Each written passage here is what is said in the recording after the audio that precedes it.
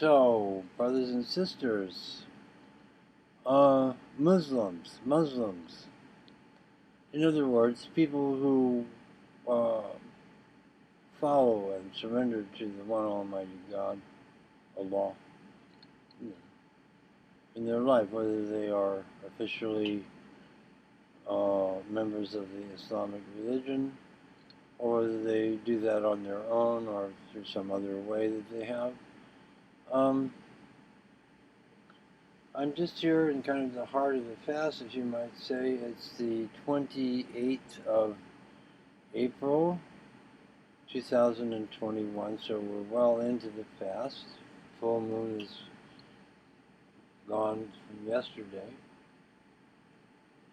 So you might say we're kind of in the center of the fast. And the thing I wanted to talk to you about tonight is something to remind or to bring up, if you don't already know about it, but to remind you of one of the main points, one of the main things in your spiritual journey, which you want to be sure and pay attention to and give full weight to as it comes before you, as the Almighty presents you with this part of the fast, which is the realizations that you have as you clean up, as your inner gets cleaned up, your inner being gets cleaned up, and you are kind of stopping the worldly influence of everything and are making efforts to sincerely follow the and do the fast, which we find ourselves commanded to do every year. Whether you're a Muslim or not, everyone in the world is actually, as I understand it, it's certainly been my experience, to fast. Whether you think so you should or not, or whatever you might think, unless you're, there's always things that come up. I'm sick, I can't fast, but regardless of whether you're sick or not, see if you're commanded to fast. Are you moved to fast? Are you inclined in your inner feeling, to fast? If so, fast. If you're allowed to, don't force it. If you're allowed to fast, it means that you should fast. And in that process of fasting, I've been fasting now, I think since 1967 or 68, so that would be 32, and over 50 years of fasting. I didn't fast completely every year. I was moved. Sometimes I had difficult situations, and I had to not fast part of the time. But in general, and particularly in my latter years, I fast to full fast, which is astronomical dawn, and even slightly before that. Because I think, in my experience, when I'm commanded and I'm stopped from eating, because my soul is in charge of me and has power over me, so when I am stopped from eating, sometimes it's almost like half an hour presently before the actual astronomical dawn. I'm not quite sure why that is, but it may be that there are things about the dawn that precede the actual observations they make, which kind of show up a little bit earlier than you might think. So if you're paying attention, you might find that something is kind of prompts you enough. That's enough. Don't eat. Stop. And that's devoutly to be wished for if you're commanded in that way, or able to be controlled by your own inner being, which is guided by God. When it is guided, so that you're then moved, stop, actually physically stop, from eating. So one of the main points of the fast in my experience of it. And one of the big things that really makes a very large difference in your life. There are many things. I won't discuss the other things right now. I'm just going to kind of focus on this one point. Just to remind you, if you didn't already know, or to inform you if for some reason you weren't aware of it. The technique or the way of your life, and if God is actually, if you're going on an upward path, if you're following the path of the prophets, and you are actually growing and learning and being shown things by the Almighty, then as a consequence, as the years go by, you will improve in your attitude about a certain thing. You may feel, well, I do this because of this, because the Sheikh told me to, or because I read it in the Quran, that's why I do it. Which I'm not arguing with that, but I'm just saying that. But eventually, you want to be in your own nature, in your own who you are, in your own being, and you want to be able to meet the standards of your own being in terms of what you're doing. So, in the matter of what you are doing, it is said that God is always testing himself and improving himself. And so we're kind of follow along that path. We kind of always, not always, but sometimes, most of the time, I would say, we feel a need, or we wish to be better, we wish to be more, we surrender, we wish to surrender more. If we submit, we wish to be more submitted. But those of us who understand things understand also that we cannot do this, particularly by using the will, our own will, of forcing things, because it is said that only God, it's against the will of God for man to force things.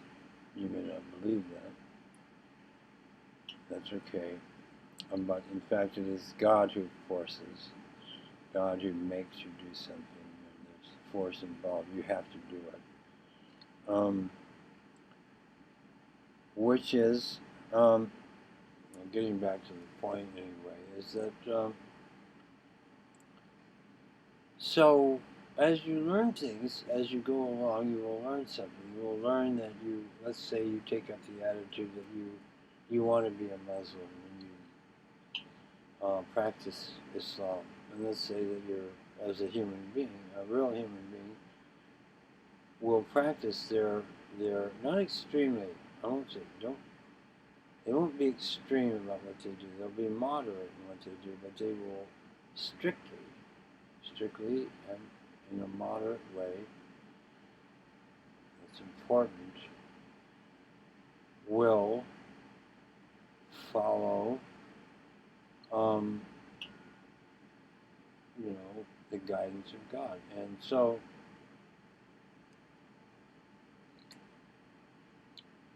as you progress,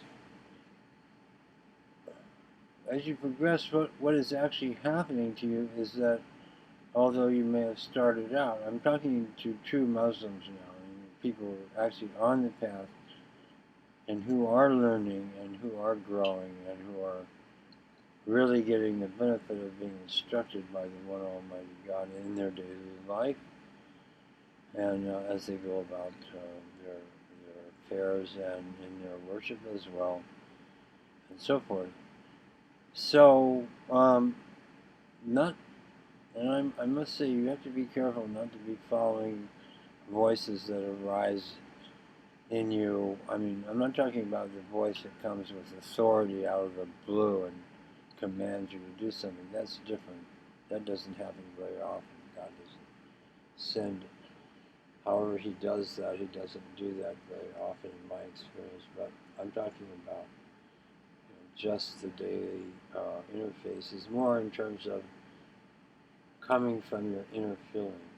Your inner feeling is being touched by the power of God, and you're being moved. A man says to you, I need $50 and I need some help. Well, let's keep money out of it. Let's say, I need some help cleaning up my garage. I wonder if you could help me. And your thought is, well, I could, but I can't do it right now. But I could send my brother over, he can do it. Or I could, maybe I could do it next week. How about next week? Of course, all of that stuff is just your thoughts. It's not about surrendering to God, is it?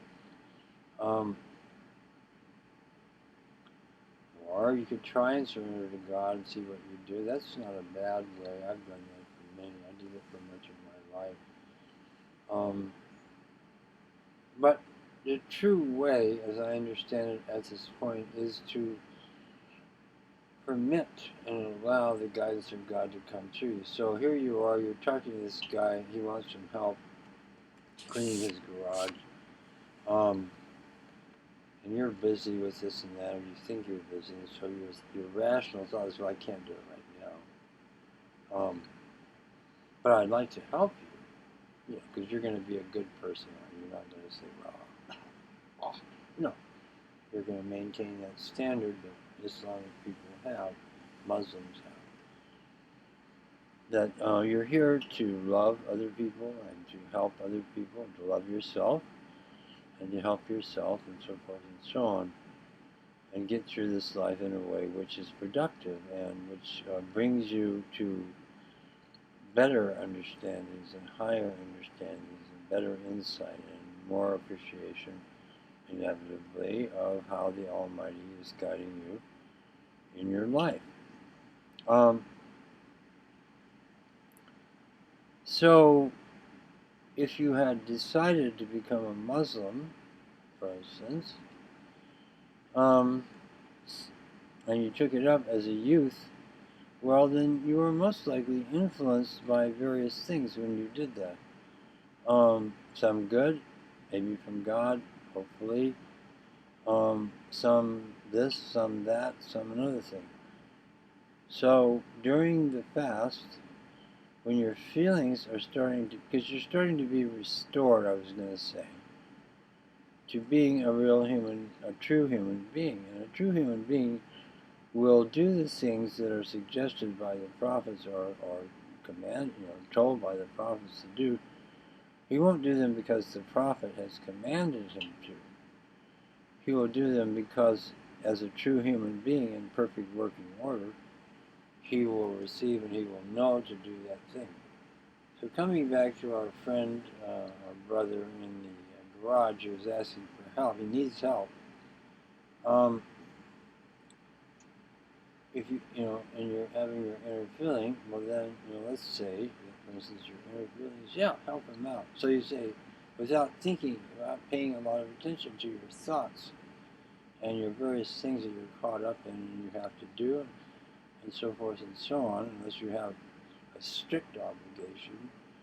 But even so, if you do, then your inner will guide you otherwise, and your inner is not going to get you into a terrible quandary. It doesn't work that way. It's very simple. It's either, as Christ said, it's either yes or no. And so you find yourself saying, sure, yeah, I'll help you, let's do it. And then let's say you only actually have an hour, but you don't say anything about it. But after an hour, you say, gosh, I'd like to help you some more, but I have to go. My wife is waiting for me at such a place, and my children I have to pick them up from school. But I hope this was helpful, and so you've done your helpful stuff, and then that's the end of it. You don't become a martyr. You don't sacrifice your life and put everything there, but you follow the guidance. So at the end of the hour, you're wondering what you're going to do, and then at the end of the hour, you find yourself saying, well, okay, this is good. This is good. We got somewhere. I'm not sure the rest of the week, but, call me up if you still need help in a few days. Or, if I'm able to, I'll come and help you. So give him your word, your promise. And in Islam, in the true way of things, your word is extremely important, very important. If you want to be a real man or a real woman, you must keep your word. The only time you're not going to keep your word is through an act of God. God actively prevents you from doing it. You try, you make the intention, you get in the car, but you can't go. You have something else that has to be done, or you're caught up in something that has to be done. Then that's not a difficulty. You call your friend and say, my uncle just died, and they're calling me to go over there, or something true. I mean, it has to be a true thing. And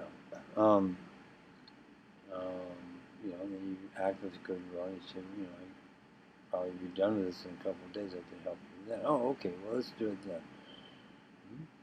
If the man really needs help, well, then he'll be willing to, adjust his affairs as you are adjusting yours to help you. Now, the point that I'm trying to get at here is that during the fast, as you get more improved, as your feelings, your finer feelings start to operate more over time, over many years, you will be reminded in the fast. You will be made to, you have to pay attention. The whole point of the fast is to get you out of the world and stop paying attention to what other people are doing, what other people are saying, and to get you down to your own real being, what your real being, guided by God, is actually doing at that time. And the more that you get onto that path, that's the real path. So it's part of the fast. I've experienced it. I would say, I'm a little vague on this because some years I had certain outstanding things in the fast and others had other things. But I would say, in general, it happens every year. I'll be doing something I think is perfectly fine. And I'll start to think about it. Why did I do that? Why did I originally have that intention? Was it coming from a good place? Was it correct? Was it right? And almost always when I think about it, I can see that, well, it was what it was, but I mean, there's a better way to do this, and so then I'll take that up. And so in that way, I grow. So the me that's talking to you now, the way I act, the way I talk, the way I do things, the way I look at things, has changed over the years.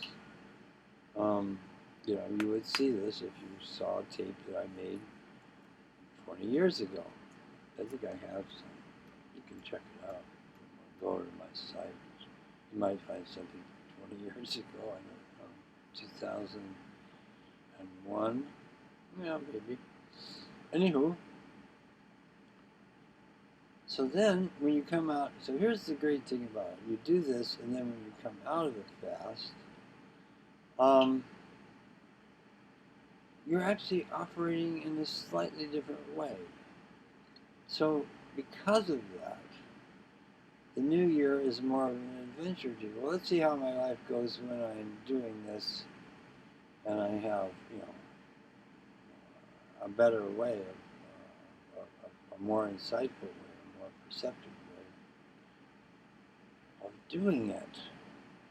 So your life each year is like a new life. It has a newness to it. Not only do you feel physically refreshed, but I think, I hope that there aren't too many of you who get too caught up in the wonder that you get from fasting every year for 30 days is that it's always the same. It's constant, isn't it? At the end of the year, as you're coming out of the fast, maybe you weren't even looking for a particular, you're just trying to do the fast in the right way. lo and behold, as you come out of the fast, you find yourself physically refreshed. And you find yourself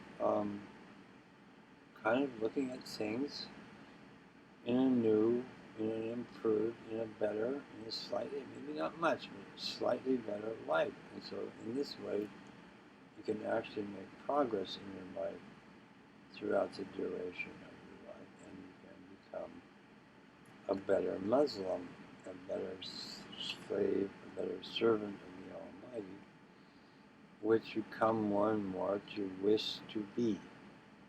You want it more and more, and you go there more and more.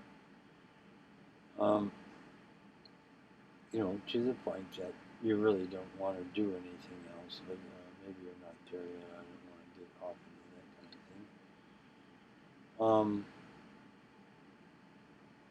thing. And I guess in fairness, I would say that I like to be in my own nature. So I just follow my nature around, but I'm aware of the guidance behind it. I'm aware when I'm prompted. So there's always that caveat. I don't just be in my own nature, and that means I can do anything I want.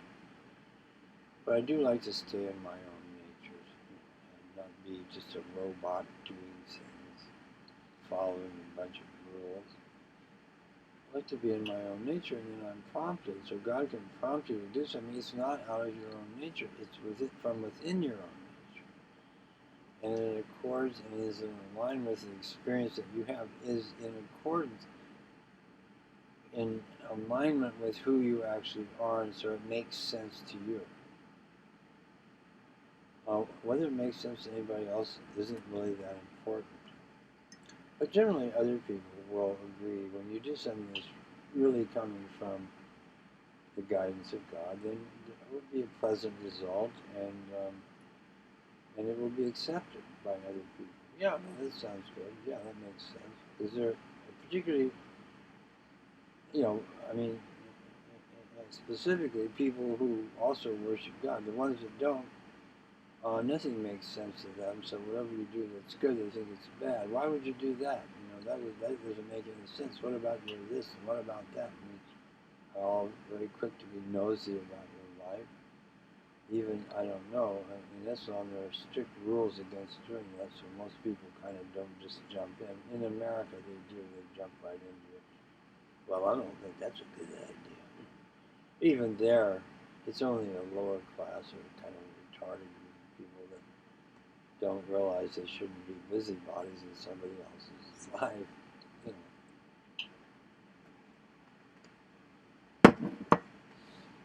So that's my main thing.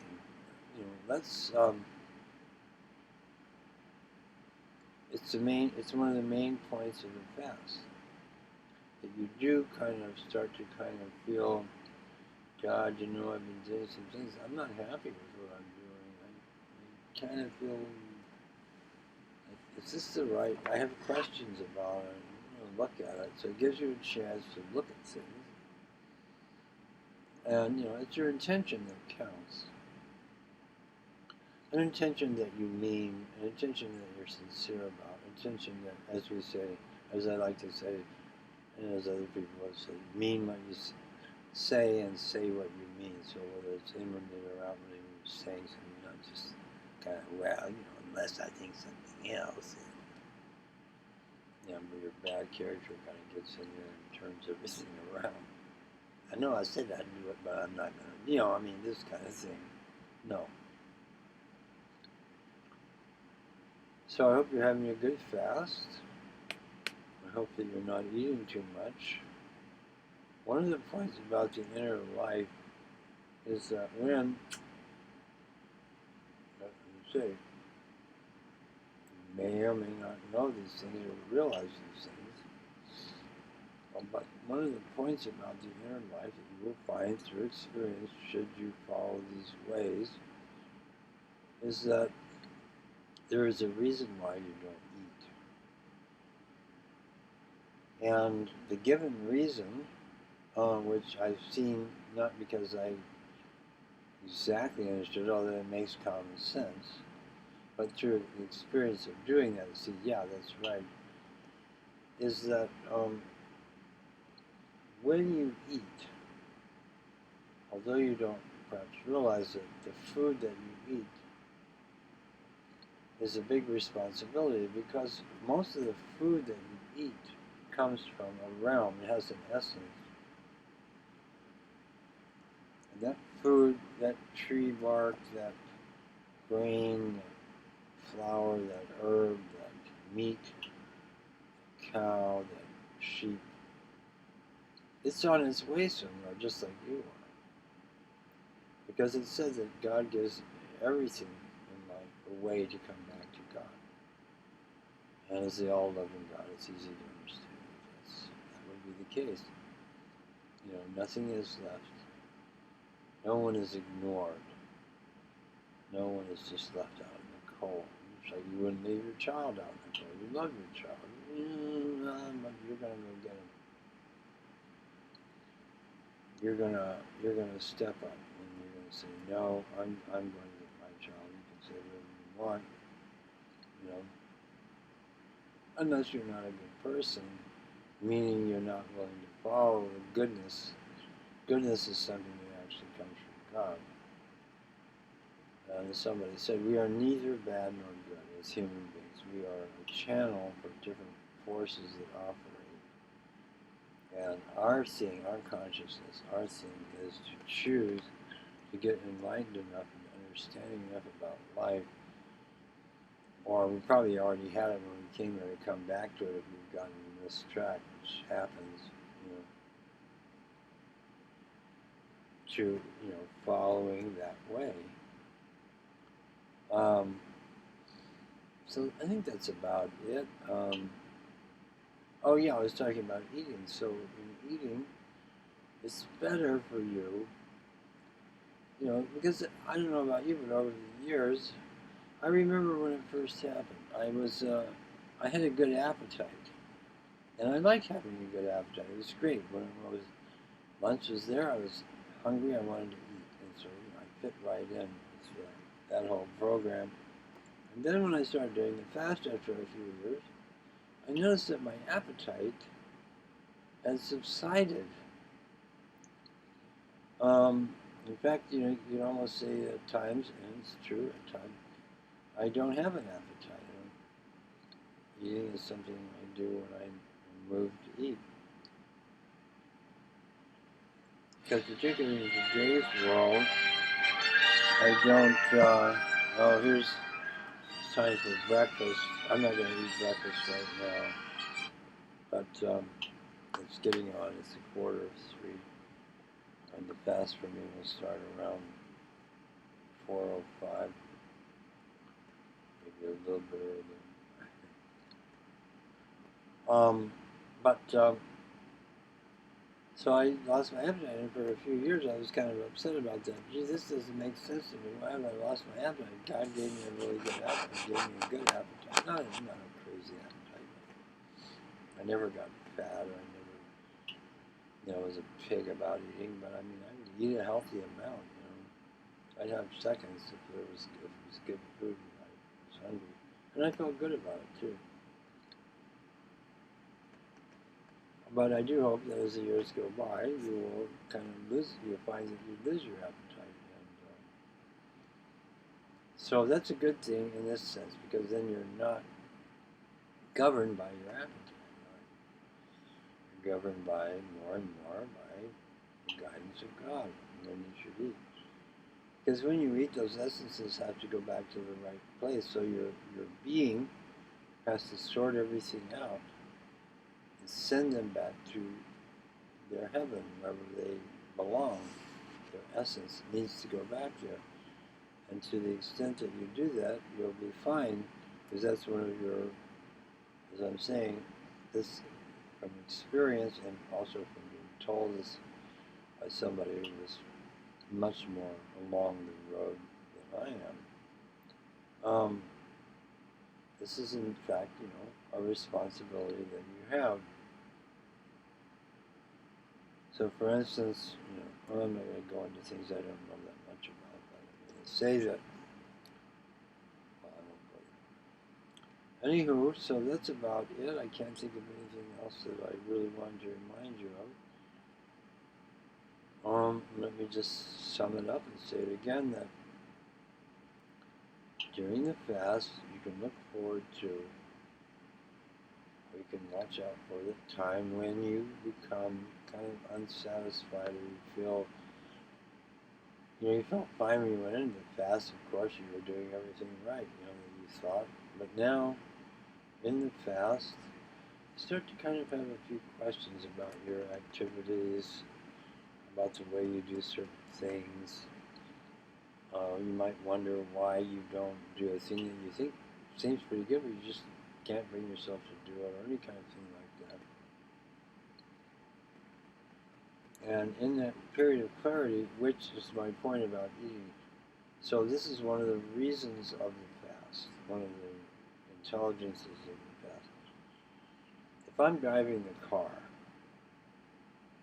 I don't really have time to have a good conversation with you. Right now I do. I've got nothing going on. The son's asleep. He's going to get up in an hour and eat real quick, and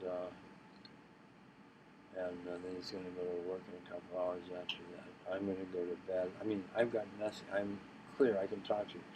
But if I was driving the car and I was trying to tell you these things, I would miss a few things because I have to pay attention. My main thing is to get you and me and whoever else is in the car to someplace safely, and that requires some attention.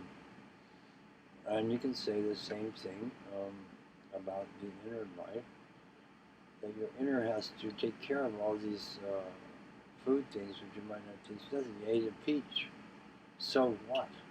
It's a peach, for God's, you say, well, I'm eating, I'm allowed to eat, so that's it. Well, let's just look at that for a minute. So that peach is grown by someone. Originally, the peach came from the Almighty, so it's perfect in its way. Perfect. Perfect for a human being. Anyway, it's going somewhere. It has its own path towards God. So when you eat the peach, it came from somewhere, it was grown by someone, it was driven to where you are by someone, usually, unless you're eating your local food, you grow your own food. It's easier for your inner being to deal with. And then, if you bought it at the market, and the market guy, he's got his feelings in that food. Look at these peaches, they're very good. Take the peach. Well, that feeling, he's telling you, it gets in the peach. Everything operates through all different kinds of things that you don't see. You don't see it particularly. Maybe you do see it, but if you are, you're a pretty rare person, I think. But you like to go to a store where the people are friendly and nice. You feel better about that. Why? Why? Ask yourself the question, why? You can give some uncommon sense reasons, but I mean the deeper reality of it is, why is that? Well, because the food has better feelings on it. It's like eating organic food. I only eat organic food. I don't eat other food. Why? Because the people that grow organic food haven't sold out. They're not anxious to make more money, so they'll use any kind of pesticides they can get their hands on, or maybe they even use genetically modified food.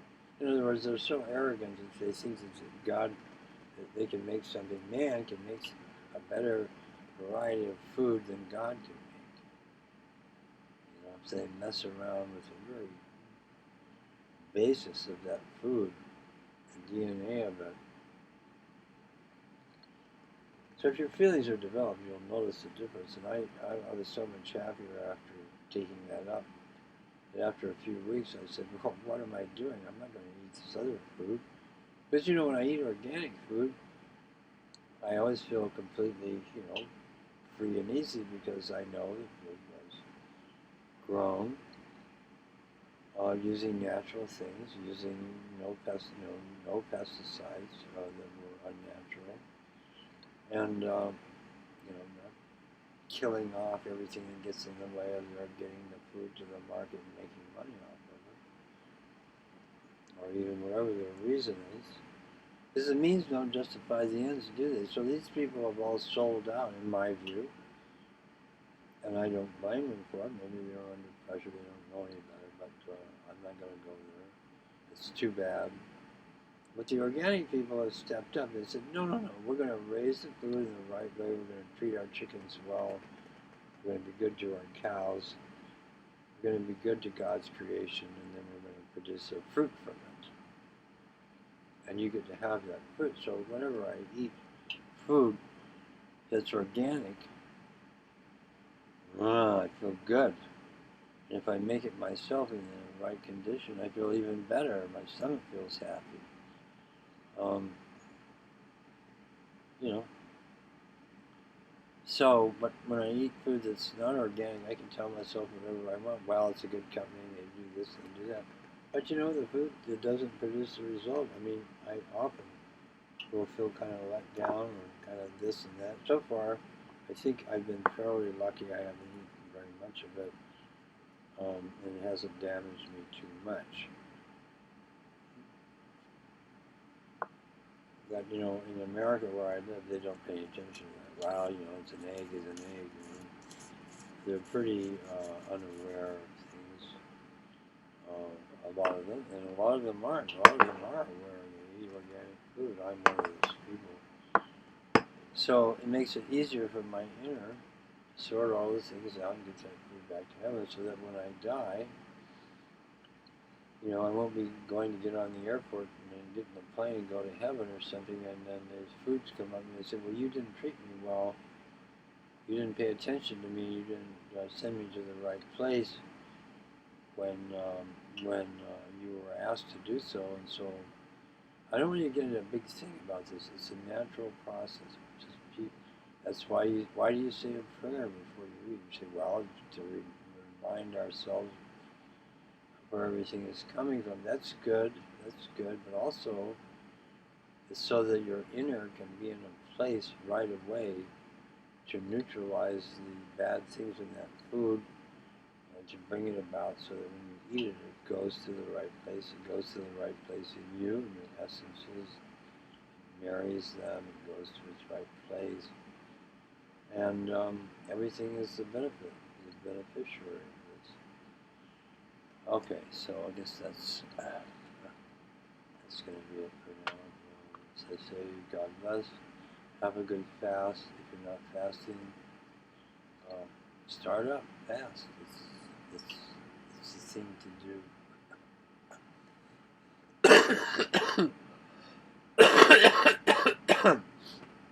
Okay. Ciao. Goodbye. Good fasting.